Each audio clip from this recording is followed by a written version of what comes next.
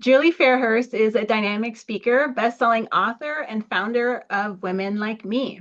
Julie empowers women to use their stories as a foundation for leadership, confidence, and ethical influence in business. She brings depth, honesty, and decades of real-world experience to every conversation she steps into. She has helped over 180 women write their true life stories. She has compiled 32 books and published over 350 stories. Her goal is to stop generational trauma one story at a time. What an incredible mission. Julie, welcome. Thank you so much. I appreciate you having me on your show. I noticed that you speak directly to the heart of my work and how we carry these generational stories that often we carry silently. They're not named because we've inherited long before we had language to name them, to describe them. And then that we create these identities to survive those stories, which are our strength for a time, but then become our cage. And this is such important work. I was just so elated to have found you, and I'm glad that you agreed to this interview. So let's start with if there was a pivotal moment when you realized that your story mattered in a different way than you had believed before. It was very gradual. So it wasn't like just a pop in the head, and all of a sudden it was like, oh, this is where I should go, or this is what I should do, or this is why I'm important. It was very gradual for me. And as I grew up, I was constantly running, not physically, but mentally running from my family because there was so much chaos and stuff that I didn't agree with going on. And I knew for myself that I needed to distance myself, not just for myself, but for my kids as well, or we were all going to end up down that same path. But I think the most pivotal moment of, I don't know if it's my particular story or the story of my family is when my 24-year-old niece died from a fentanyl overdose on the streets of Vancouver in 2019. And and I realized that was the moment I think I woke up and realized that this is a generational trauma problem we're having here. And I got out of it because of all sorts of reasons. And so my kids are better and I'm better, but I have brothers that are drug addicts that did not get out of it, and then I have some nephews that are drug addicts, and so I can see that generational trend happening. And so when my niece died, when I realized that it was generational trauma and she shouldn't have died, it was it just shouldn't have happened. And then I thought, what can I do to stop it? And at the time, I was in sales. What do I know about stopping generational trauma? But then and again, I'm trying to get that as short as I can, but I had had a dream years before and told to write. And so I got up in the morning after my niece's funeral and I called 13 girlfriends and stepsisters and asked them if they wanted to write their true life story in a book with me. And every single one of them said they did. And so our very first Women Like Me book came out in December. So my niece died in September. So in December, the first book came out. And the reason for that is I thought if my past generations, my grandparents, my mom could have gotten the trauma out of their bodies and released it, maybe they could have healed a little bit, which would have meant we could have healed a little bit, and maybe my niece would have still been alive. So that was sort of the beginning of really talking about my story. Because before that, I never really talked about it because I just lived in shame like everybody else. A lot of your story overlapped my story, trying to outrun my family, like figuring that if I just get away from them and start my own life, then everything's going to be fine. But Yes. then at the birth of my first daughter, I had this identity crisis because she was a girl and I had a problem with that. Mm. And it was like, what on earth is this that I'm I like that I'm that's happening? And it's actually a nurse at the hospital that said to me, a girl is a blessing. And it was like, logically, yes, of course. Like, yes, I can go through the pretending sort of like, Yes. like, yes, of course, like Yeah. I know that, right? It doesn't Yes. matter. But inside there was this feeling of like something is wrong here. Like I'm carrying this Well, thing. can I ask you, like, what was it? Were you feel, was it because you were afraid of what might happen to her as a girl, or what was I'm just curious, what was the, Well, at that point, it's not realizing I carried shame of being a girl, like myself. I carried this ah, shame of being a girl. So again, a right. generational, like my grandfather had told my mom, like he hoped she would have a girl one day so that she would know that she was a curse to him. And then my father left when I was born, and my mom told me it was because I was a girl. And then when I was 10 years Oh, old, her sister announced she was having a girl, and my mom told her to abort it. Otherwise, it'd be the biggest mistake of her life. So wow. I, I just kind of thought, okay, like Yeah. this is just crazy. It's not me. I'm smart, independent, capable. And I went into the world and proved myself as that. And then when my daughter came, it was like this crisis identity because I up to this point I always thought I outran that story. I'm empowered, I'm strong, I'm doing whatever I want, I can do anything a man can do. And then I'm holding a girl and it's like I couldn't relate. Like, it's like everything stopped. And, Yeah. fortunately, like I said, this nurse leaned in, and it's like she could see I had this internal struggle. And she wasn't being pushy, but just her Yeah. saying that, and then she Yeah. repeated it. She Mm. repeated, "A girl is a blessing to you, the mother." And it's like my brain was short circuiting. Like it was like I was getting angry. Like, why is she being so pushy? And it's that moment, like because I Mhm. think discomfort is our greatest teacher in that Yes. moment of high pressure discomfort. Like, get out of my face, like, why are you pushing me? Because she's Yeah. clashing with my identity, right? It's like, Mm. yes, of course, a girl is just as much a blessing as a boy, but I don't, in my body, that's not the truth, right? In my Mhm. mind, logically, I can reason that Mhm. out.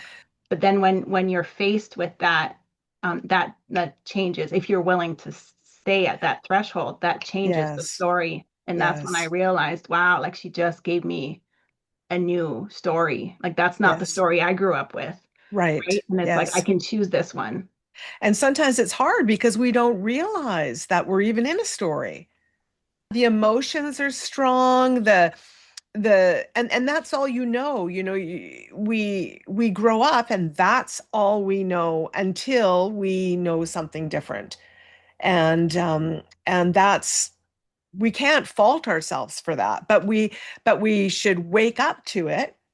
And then when we realize it, then we have a responsibility to stop it so that your daughter doesn't have that same issue and my boys don't end up or my grandchildren don't end up being drug addicts because Exactly. nobody woke up and said, "Wait a minute here, this what the heck's going on? This is not something's not right here."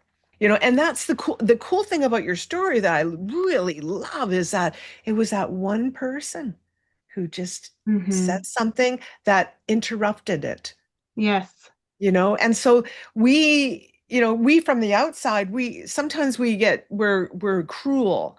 We see things and we're judgmental and that kind of thing, but your story is a testament to that one you could say that one little thing to that person out there that could change their whole life. And that's what that nurse did for you. Yes. That's an Ab- amazing lesson for everybody. yes. And it taught me how this story that we create to survive the past. So I'm strong, independent, that becomes your cage and it keeps you from seeing the story that Yes. that it's trying to protect. So that's Yes. what when someone challenges you and it wasn't challenging, like she wasn't being pushy, chances are No. she didn't know what Yeah. was going on internally, but she was just in the right place at the right time. And her not leaving it, not letting me say, yes, of course, Yeah. yes, of course. Yes. Yeah. Not, she didn't leave it at that. She Yeah. repeated it Yes. slowly and made sure that I understood it. Yeah. Um, when people give you that gift, it's uncomfortable because it's Yes. clashing with your identity.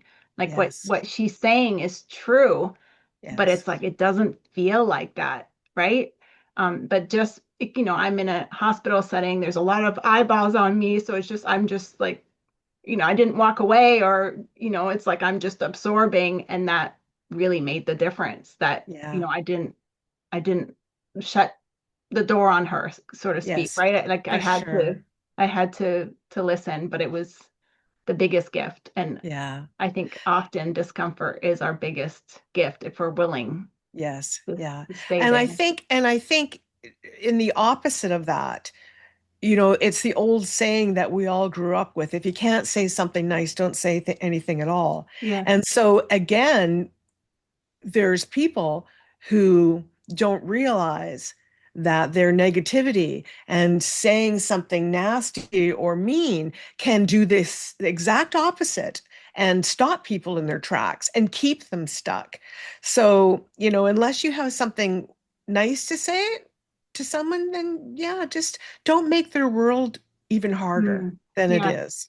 It's really having the intention of offering the person this gift, or Yes, this diamond that they're not seeing, that it like it's yes, right there and they may not see it, and really make yes. sure that they're receiving it. Yeah, no, absolutely. But so you help other women write their stories. You started out by writing your story. What got you into writing? I had a dream in 2016. So I was in sales and marketing for 34 years. And I was getting at the 25th, 26th year, I was starting to get really burnt out. And because you're working for yourself, it was a lot of work. And I was a single mom for 22 years. So I was the sole breadwinner for a very, very long time. I got myself in burnout. And I remember always thinking, burnout, like what a bunch of wimps, right? Oh no, burnout is completely real. Mhm. So be careful out there, people. It is not I was strong. I am strong. I was strong, but your body can only take so much. So I was searching. I wanted to do something else. And I thought, well, what the heck can I do? All I've ever done is sales, which is a good thing. But, how am I going to replace this income? At the time, that was my biggest worry was how am I going to replace my income and not be burnt out? And so I started searching, like, what can I do? And the online world was sort of just really starting to happen. And I'm like, well, what's going on with all these people on the internet, like doing businesses?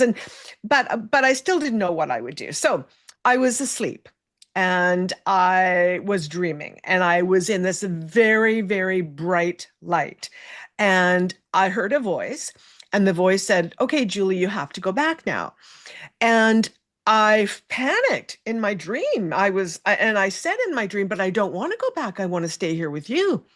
And then the voice said, no, you have to go back. You're not finished yet. And then I panicked because, of course, I've been going through, well, I don't know what to do, right? So then I remember yelling out in my dream, but I don't know my purpose. And the person or entity, whoever that was, said, well, you are your purpose. And I thought, well, that makes sense. We all should be our own purpose. We're on this earth for us. And, so of course that made sense. And I thought to myself in my dream, well, that makes sense, but that's not helpful because I still don't know what to do. And so as I was waking up, I could feel myself being sort of pulled. And and I remember yelling in the dream, but I don't know what to do. And I opened my eyes and the word right popped into my head. And I thought, oh, I'm supposed to write sales books for salespeople.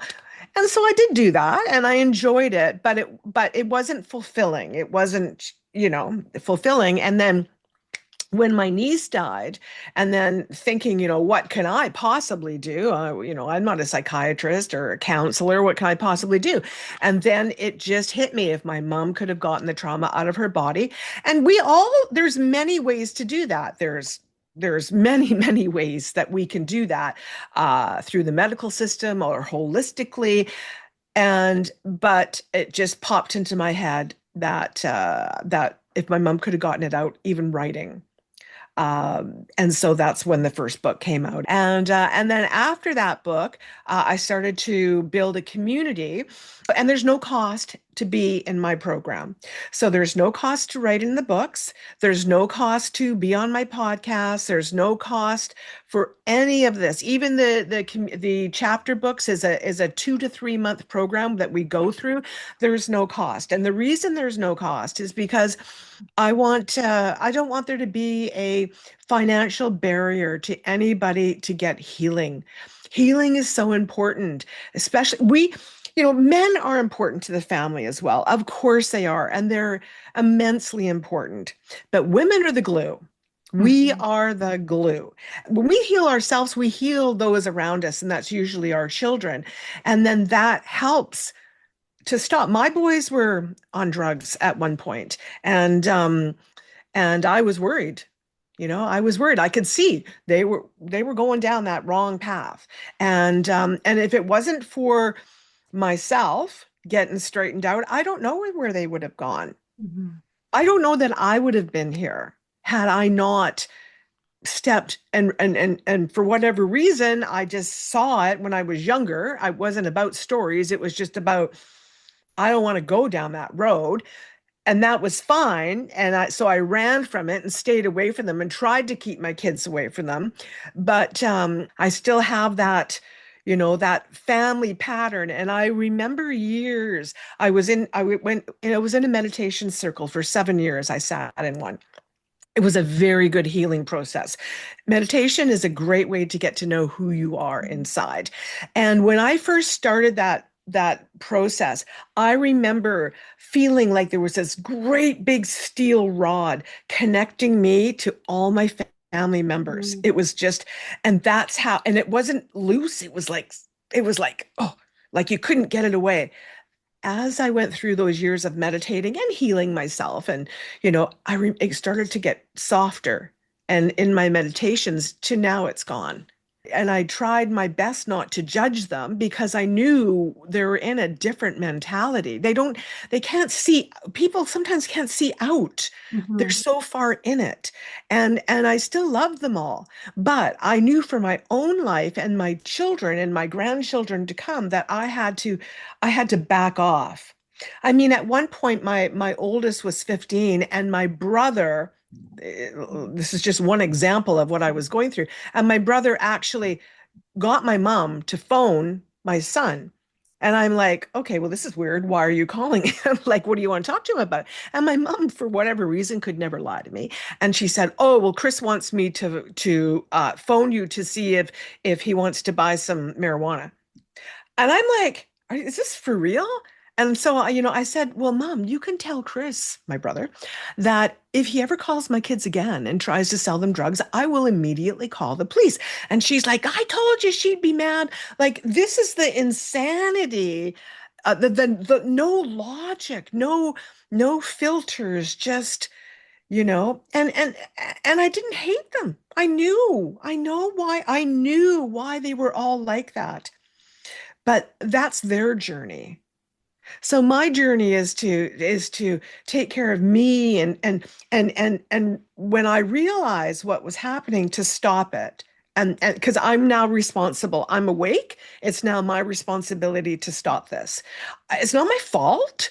I don't feel guilty. I didn't feel guilty for what my kids were going through. I don't feel guilty for any of my family members. I don't feel guilty for any of the stupid, idiotic things I did when I was younger before I was awake, because it wasn't my fault, right? It was like just passed down like a gift that you don't want.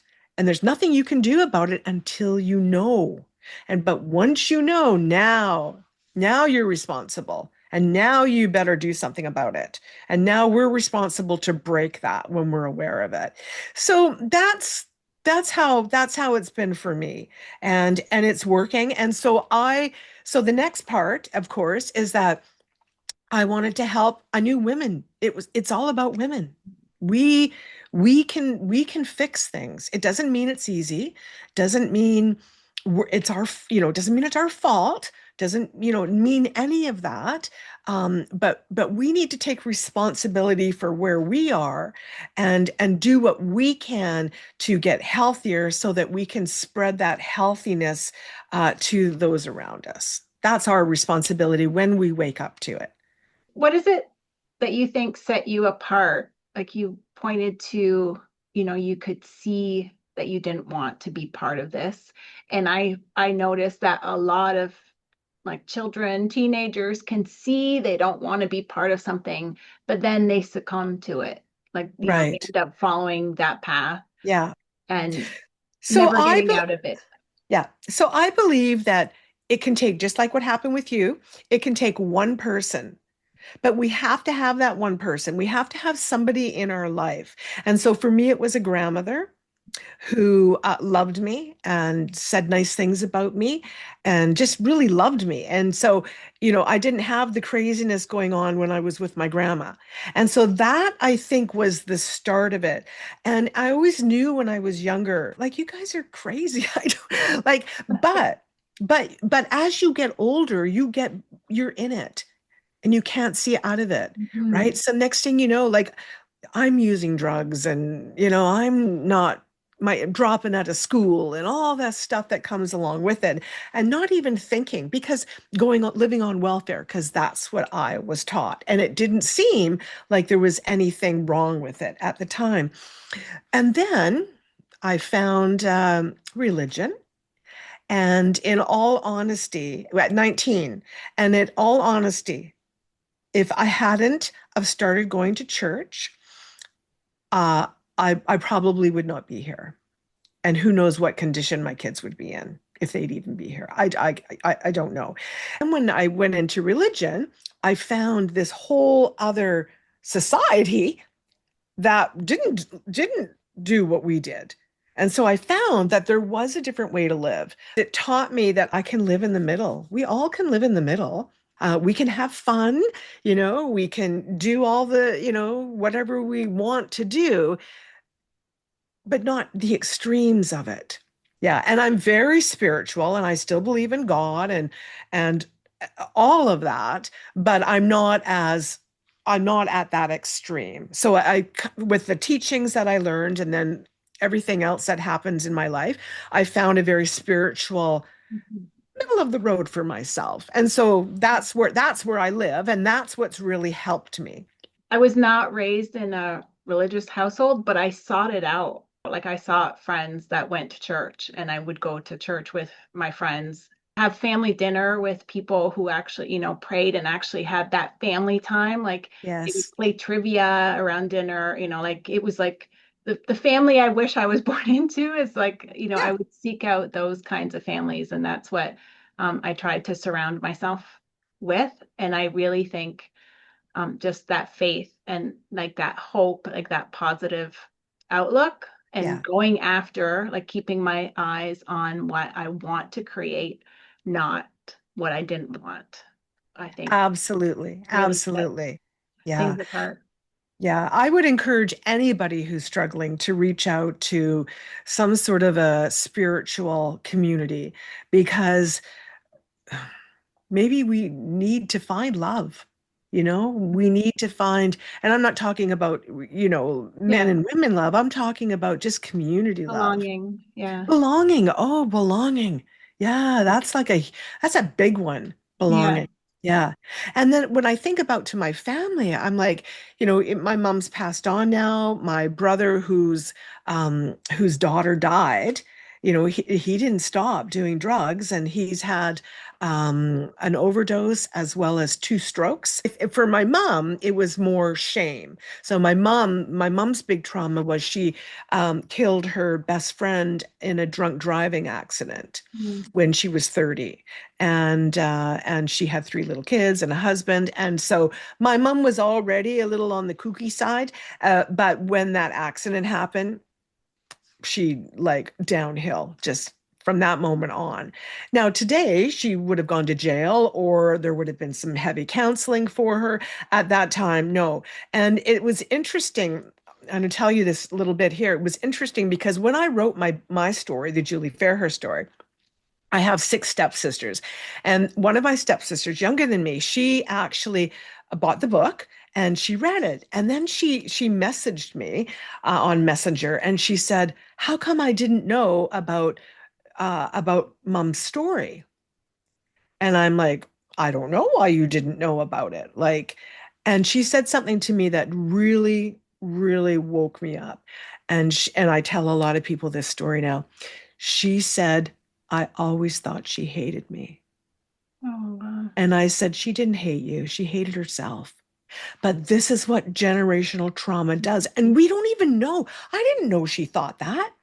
And I never knew that she didn't know the story as well, right? But now she knew the story. Now she's going to go on her healing journey because she realizes she wasn't hated. My mom couldn't love anybody because of the guilt and trauma of three little kids not having a mother. My mom didn't touch me after 10 years old. It happened when I was 10. I never got hugs. My brothers, it's no wonder they ended up the way they were because she couldn't. She just couldn't love us. And nothing nice was ever said to us. And so, but here's my stepsister, in her early 50s. I didn't know she felt that way. But now she's awake. And now, because I shared my story, she now knows. And I'm so sad that I didn't know she didn't know. Mhm. Um, and now she can go on her healing journey from not feeling like she was hated as a kid. Yes, and This that is shows the importance of sharing our story. oh, Exactly, because we so don't much. know what people don't know. Right, right.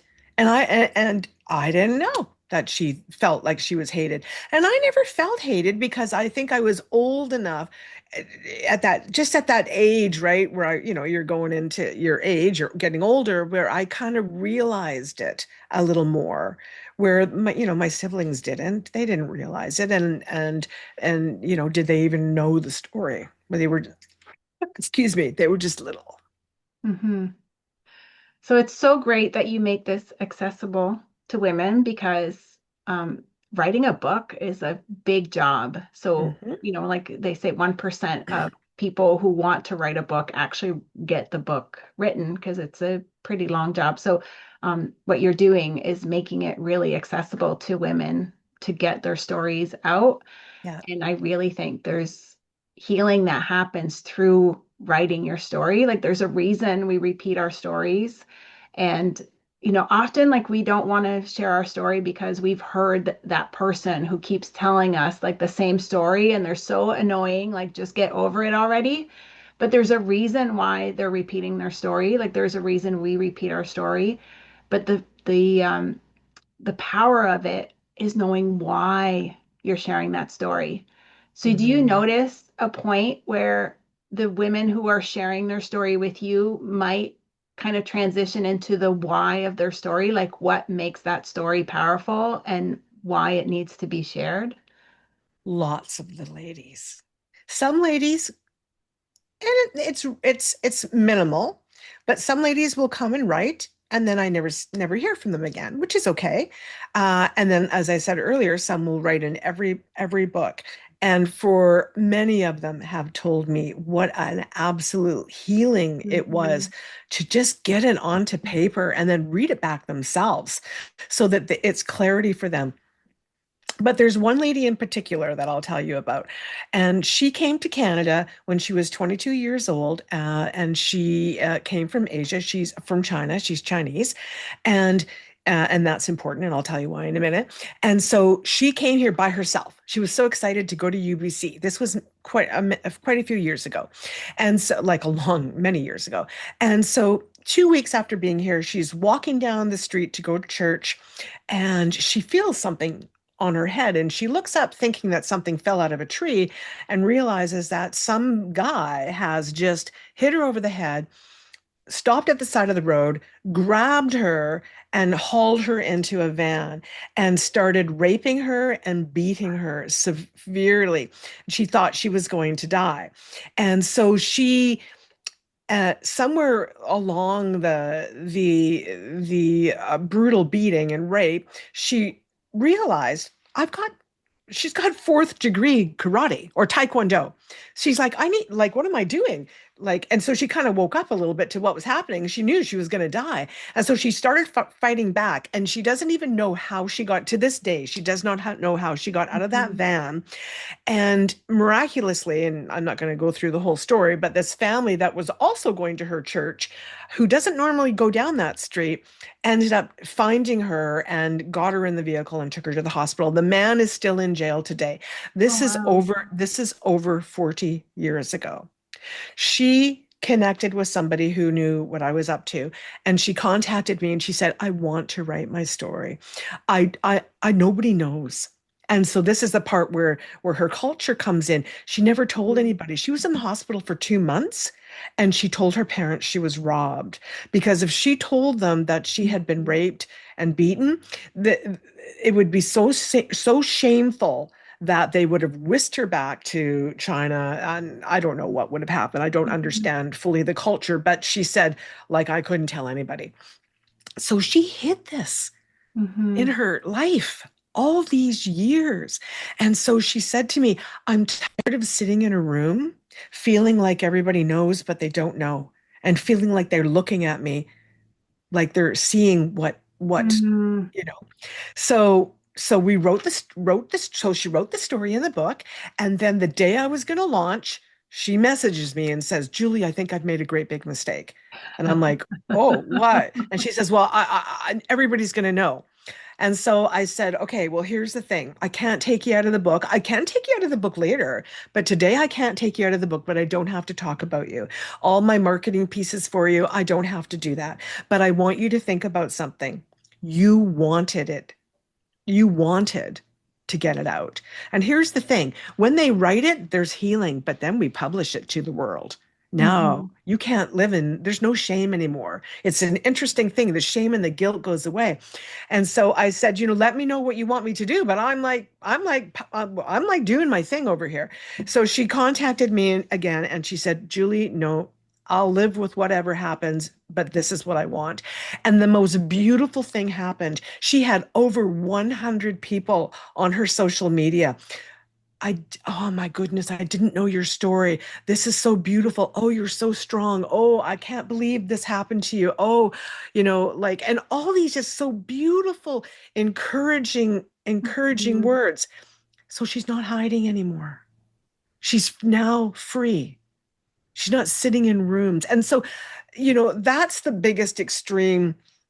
I mean, I Mhm. have other stories similar to that, but this is one where I just saw it. And then there's lots of other stories that aren't quite as dramatic, but you see that healing. You see that where they go back and they start relationships again.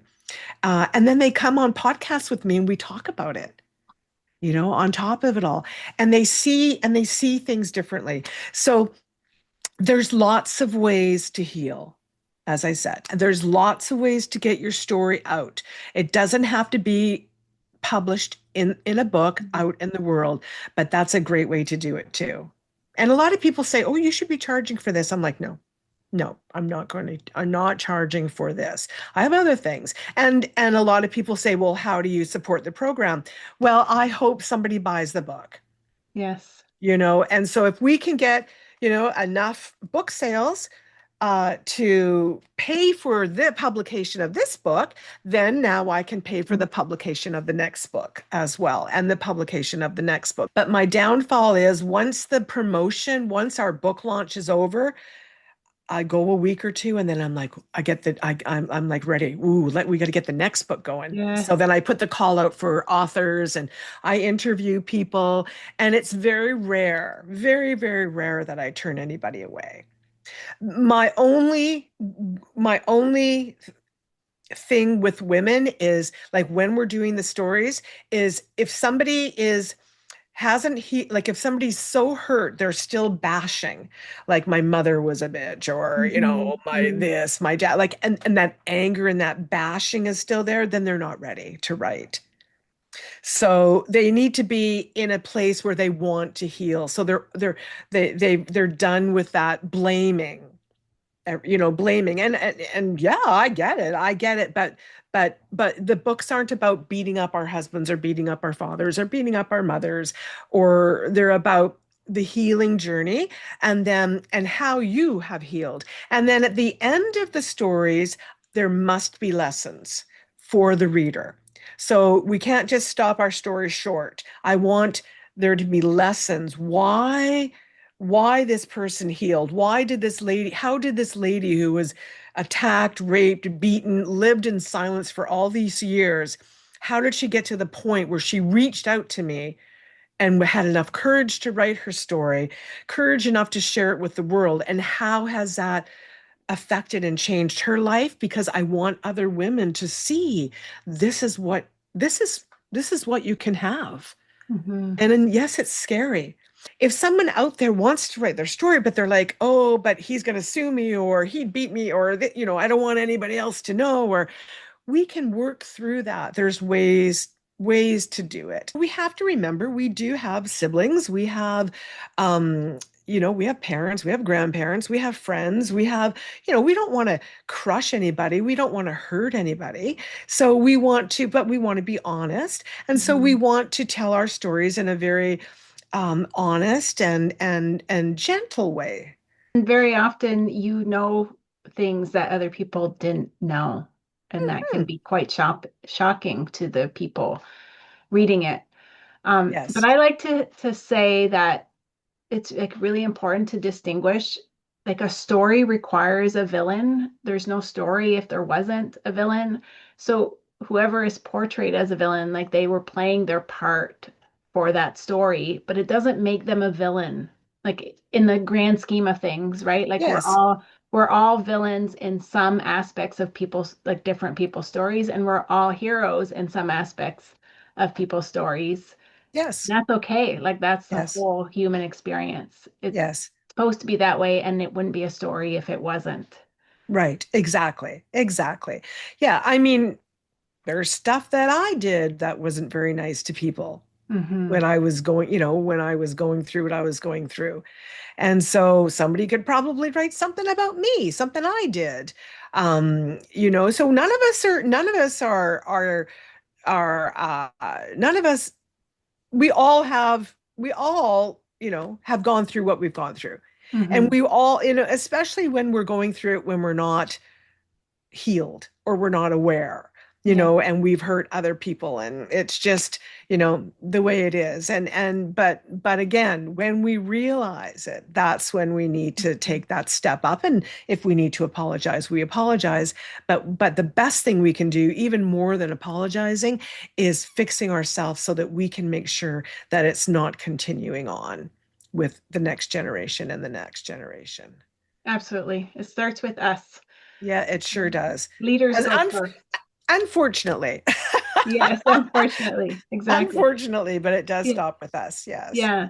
Yeah. It start and stop with us. But yeah, one realization I had is how difficult it is to change myself. So when we're usually asking for it, because I know for me, I saw this chain. For me it was a chain, like you described Yes. earlier, feeling that pull. For me it was like this chain that it's like my mom just kept tugging on, and it's like I couldn't free myself of it. But it's like I so many times I was begging her to free herself, because like I knew if she freed herself, then I would be free too.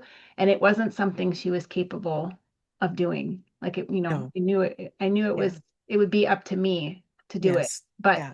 it's like I think we all get a sense of that. Like if you just free yourself from this, then we'll all be free from this.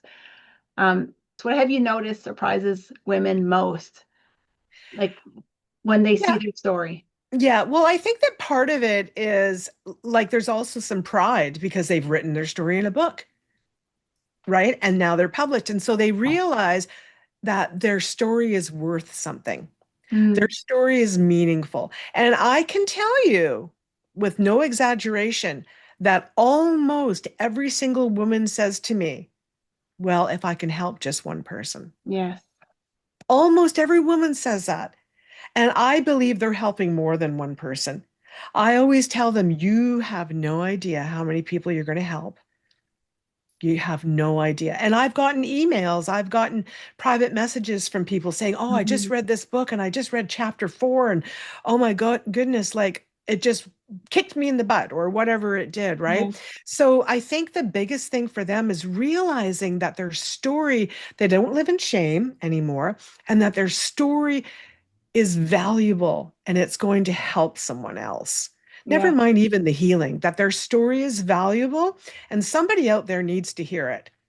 Yes. What helped me is the idea like there's nothing new. Like most of us, we hide in shame or guilt because we think Mm, somehow we created this or conceived this, and really there's nothing new. Like if you are going through it, other people are going through it, and if you yes. can name it, then you're helping other people to name it. Yes. They might Yeah. not have that capacity or the Yeah. ability to see. Yeah. And it's just it's like watching a movie, oh, if that person could do it, and it's the same thing in our stories, right? Well, if that woman could do it. So that's why every story must have a valuable lesson at the end of the story for the reader.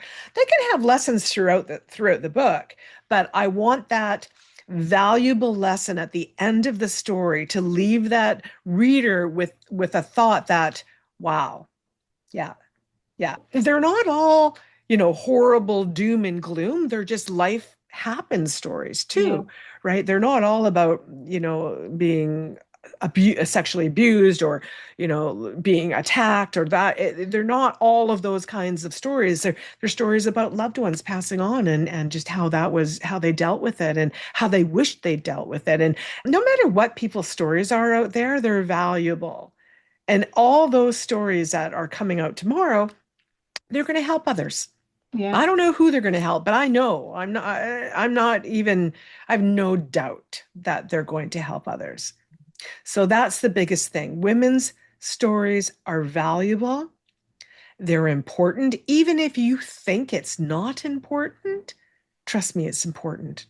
Somebody out there is going to relate to you, and somebody out there is going to, maybe not in person, but they're going to thank you in their mind for writing that. Absolutely. Yeah. And if a woman that is listening right now feels there's something stirring, what's the smallest first step that you would recommend Just to take? reach out either to me or just reach out to Write Like a Woman, empowered by women like me. So I'm all over everywhere, but our main group where we do all the writing is on Facebook. So unfortunately, I know a lot of people are on Instagram and that kind of thing, but if you're on Facebook, you just join that group, you just join. There's no cost. And then when you're in the group, I've got a little over 1,000 ladies in there right now. So when you're in the group, you just snoop around. You can ask, "Hey, how do I write? I want to share my story. Are there any books right now?" So right now we have two books. One of them is we're writing a book called oh, what's the title? I have problems with this. Forgetting the title. But it's called the quiet moment everything changed. So you know how we as women, it's like a little click and Mhm. like we might not even tell anybody about it, but it's in the vault. And now we're doing whatever we're doing because that's how we work. So it's about those quiet moments that changed everything. And so that's one, and that's at 1,200 words. So easy breezy. And you don't have to write 1,200 words, and you can write a poem. Like you can write whatever you want. You know, there's no set way, although there is a limit. Because if I have 20 people write 100 or 1,200 words, was getting into pretty big books, right? But that's why we have a limit. But so you can write in those. It's just filling out the form and sending in your story. And then we have another one called that we're writing about autism, which is for people who have autism or women who have autism or women's children who have autism, and how autism helped them see the world differently. So those are two words, right, or two books right now that we've got on the go. And the autism ones, we're getting really close to the end date. But the other one, the quiet moments that changed everything, yeah, we still have room for probably another 10 women to write. So they just write. It's that easy. And then I let them know, and then I ask them for a picture so I can promote them when we launch the book. If they want to write with a different name, they can do that. But I always tell ladies, think about your story and think about, because here's the bonus. These are published on Amazon. Now you can get, so if you are published on Amazon, you can have an Amazon Author Central profile. You can start building your author business. You don't have to Mhm. write a great big book by yourself. You can be in a bunch of collaborative books. All those books connect to you. We can get you on the podcast to talk about your story. So it's not only about women healing, but I want to lift women up. I want to help them. And the other thing too is that I'm just going to say it. When you belong to the Women Like Me community, you can buy your books at cost Oh, wow. and you can share them. You can sell them. You can take this book, you can buy 50 copies if you want, and you can sell them at your local, wherever you can go to book. So there's so many things that the Women Like Me book program has to help raise women up, not just healing. Healing was the catalyst of the start of it, but there's many, many more things to do. And there's no cost to be on the podcast. And we have a Women Like Me magazine. There's no cost to write in the magazine. So I want to promote women. I want to promote women's stories. I want women to, the more that you're out there in the public, the less that shame is going to go away. And the Mhm. more you're healed and the more self-esteem you have and the more pride you have, then you're going to be stronger to step up and help the people around you and help your family and heal. And that's it. I don't want this generational crap going on forever. Let's and I feel like we're getting there. I feel like in my mom and your mom and grandparents, they didn't talk about stuff. Like, I understand what happened to my mom. It just went shelved in the closet. That's why my stepsister didn't know about it. We didn't talk about it. We're now becoming a much more open society, and we're now starting to talk about things. And I think as we talk about things and we bring them to the forefront, we're going to be able to, whether we're even trying to stop generational trauma, it's going to stop. There's actually a scripture that drives a little bit of what I do, just that says, everything that is hidden will be revealed, and everything that is revealed will be hidden.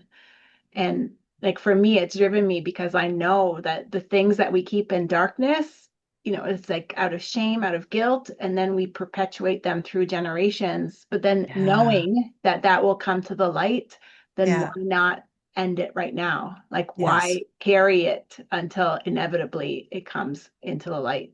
Yeah, yeah. That, And and it's how we feel. Like, I mean, I I had my own trauma growing up, but for somebody like yourself, where it's actually like, oh, you're a girl. Oh, gee, that's too bad. Oh, you had a daughter. Oh, gee, that's too bad. Like, to actually have that embedded into you and to grow up, you're a woman. You can't change that. This mhm. is who you are. So for your womanhood, your femininity to be attacked and told how icky it is, oh my goodness, no wonder you'd be so like upset with having a you Yeah, know? Like, but you're stopping it. And she's not even going to have to deal with any of that. absolutely. Yeah, and that's but when you're feeling guilty and when you're feeling shameful and you're hiding, that probably happened to your mom. That probably happened to your grandmother. Hmm. And that's why it got pushed onto you without them even realizing the damage that they were doing. Yeah, we don't know the stories No, that we're carrying forward. no, For me, no. the act of writing was all about reclaiming that authorship on my life, right? Yeah, It's because I think writing allows you to to step back, like just like you were saying, we can't see, like it's like we're in a box, in a cage, like we can't see outside of this thing, right? And when you're writing your story, I do think it's now on the outside, like, and you can evaluate it like from Yeah, more of a objective perspective. And absolutely. it allows you to see that story and not, and part of me too, when I started writing, um, it was also about the realization that I had outgrown a part of my story. Like I didn't want to keep carrying it forward, but because it's like part of what shaped me, I also didn't want it to be forgotten. And then like learning about the how the brain works, like that's the reason we repeat thoughts, 40,000 thoughts a day is because like the neurons don't want to die, right? So it's like they Yeah. keep firing because it doesn't want to die. And we have that same attachment to our story. It shaped us, so like our brain was formed by our stories and it doesn't want to die. And I had this thought or awareness that if I write it down, I don't have to carry it anymore.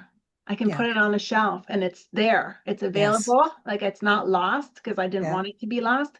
It's not lost, but I don't have to carry anymore. I can now, step Yeah. into the next phase or the new identity that I want without carrying this. It's now safely I tucked I away. had a reader that put that exact what you just said at the end of her story. Oh, She said, wow. now I've written it, I've shared it with the world, and now I'm putting it on the bookshelf where Yeah. it belongs.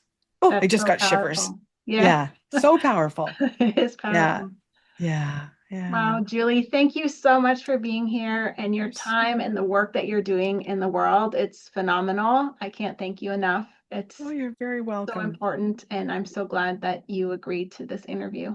Well, I appreciate you being willing to have me here and between the two of us be able to share our stories so that hopefully not just women but men too are going to hopefully watch this and maybe they'll think about where they are in the world and what they can do to help themselves and others around them.